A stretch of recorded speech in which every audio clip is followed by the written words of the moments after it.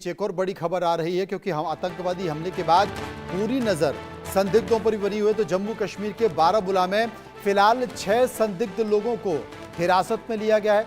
उनसे पूछताछ करने की कोशिश की जा रही है। आतंकी कनेक्शन को लेकर ही ये पूछताछ चल रही है। जालशेरी इलाके में जो सर्च ऑपरेशन जारी है उसमें सेना और सुरक्षा एजेंसियां जांच में जुटी हुई हैं। कौशल कांत मिश्रा हमारे साथ बने हुए हैं। कौशल कांत जी, आपने देखा होगा पहले जो पहलगांव में हमला हुआ था उसमें भी पर्यटक को निशाना बनाया गया था, बल्कि धर्म पूछकर हमला किया गया था। और यहां पर भी अगर आप देखें तो आतंकवादियों ने, यह महत्वपूर्ण इसलिए भी हो जाता है क्योंकि अमरनाथ यात्रा चल रही है, बड़े पैमाने पर तमाम जो श्रद्धालु हैं वो उस यात्रा में जा रहे हैं। यहां पर भी बाहरी लोगों को निशाना बनाया गया है। एक उत्तर प्रदेश और एक छत्तीसगढ़ के लोगों की गोली मारकर हत्या कर दी है आतंकवादियों के मंशूबे। मिश्रा जी। मनु जी, इसको देखना पड़ेगा कि जिस तरीके से कश्मीर की स्थिति थी, धारा 370 खत्म होने के बाद वहां पर बहुत सारा ऑपरेशन हुआ, बहुत सारा इन्वेस्टमेंट हुआ, लोग जाने शुरू हो गए, पर्यटन बढ़ा है। तो वो लोग जो रालिब गालिब चालिब के वाले थे, वो उनके पेट में होने लगा है दर्द। तो वो लोग फिर वही टैक्टिक इस्तेमाल करने की कोशिश कर रहे हैं कि जो कश्मीर में बाहर के लोग हैं उनको मारना। अब बताइए, मजदूर अपनी नौकरी करने गए थे, उनको मारने की कोशिश करना। उसके बाद भी राजनीतिक लोग अभी कुछ दिन पहले ये कह रहे थे, मैं उमर अब्दुल्ला साहब की बात कर रहा हूं, कि कश्मीर में स्टेटशिप चालू कर देनी चाहिए, इलेक्शन करके स्टेट को, मतलब जो सेंट्रल का कंट्रोल है उसको खत्म कर देना चाहिए। ये समझने की बात है, जब देश के नेता, देश के राजनेता अपनी मेन भावना को छोड़ करके देश के ऊपर राजनीति करते हैं, तो उसकी बात कर रहे थे। बात हो रही थी छात्रों की। मैं छात्रों के ऊपर कोई आरोप नहीं लगा रहा हूं, और छात्रों के आंदोलन के बारे में मैं मुझे जो फील करता हूं छात्रों के लिए, मैंने वो बोला। लेकिन उन छात्र आंदोलन के जो लोग हैं उनको ये सोचना पड़ेगा, छात्रों को ये सोचना पड़ेगा कि अगर उनके स्टेज से भारत तेरे टुकड़े होंगे के नारे लगेंगे, फ्री उमर अब्दुल्ला की बात आएगी, संसद भवन को उखाड़ देंगे, नेपाल बना देंगे, बस नाम रहेगा अल्लाह का। उन्हें यह देखना पड़ेगा कि ये जो कश्मीर में हो रहा है, ये कश्मीर को फ्री कराने की बात करने वाले उनके स्टेज से बोले थे। तो ऐसे लोगों को अगर किसी भी आंदोलन में जगह मिलेगी तो देश के बारे में सोचना प्राइमरी होगा।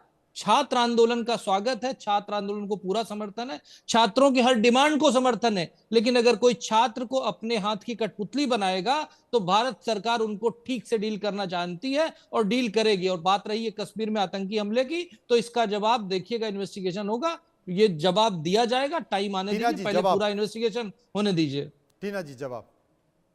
जी, सर्वप्रथम तो जो 2 आतंकी हमले में जो व्यक्ति मारे गए हैं उनको हम श्रद्धांजलि अर्पित करते हैं।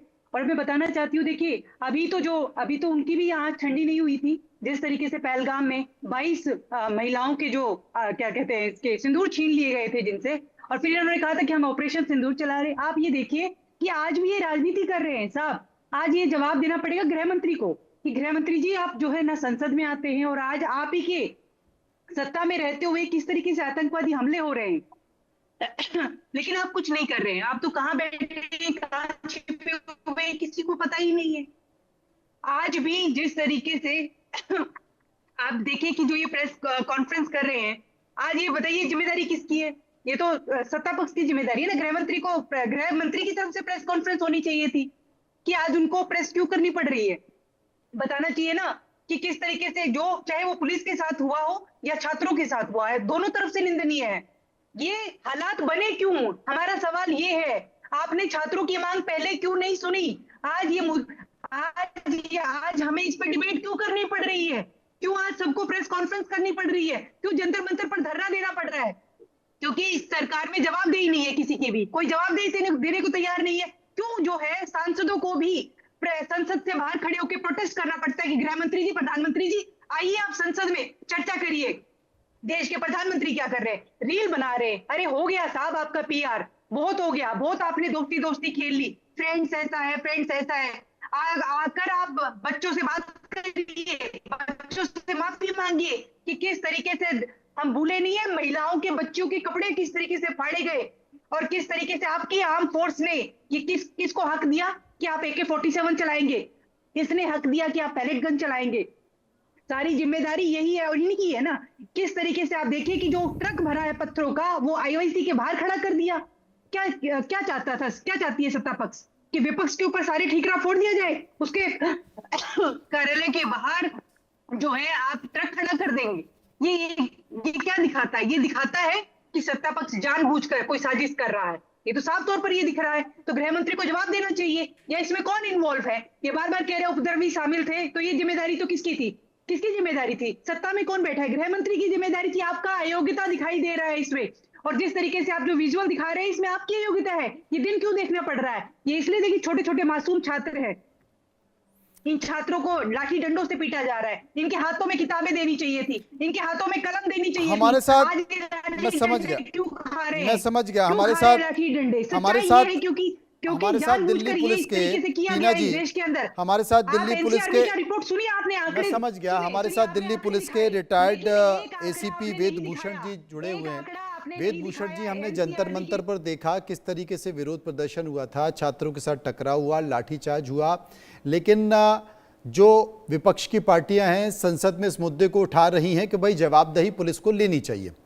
अब आज पुलिसकर्मी के परिजन आए, उन्होंने इस बात का जिक्र किया कि भाई जो तकलीफ हमारे परिजन के लोगों को पहुंची हुई है, पिता को पहुंची हुई है, हम इस बात की भी तो जांच होनी चाहिए कि वहां पे आंदोलन में थे कौन।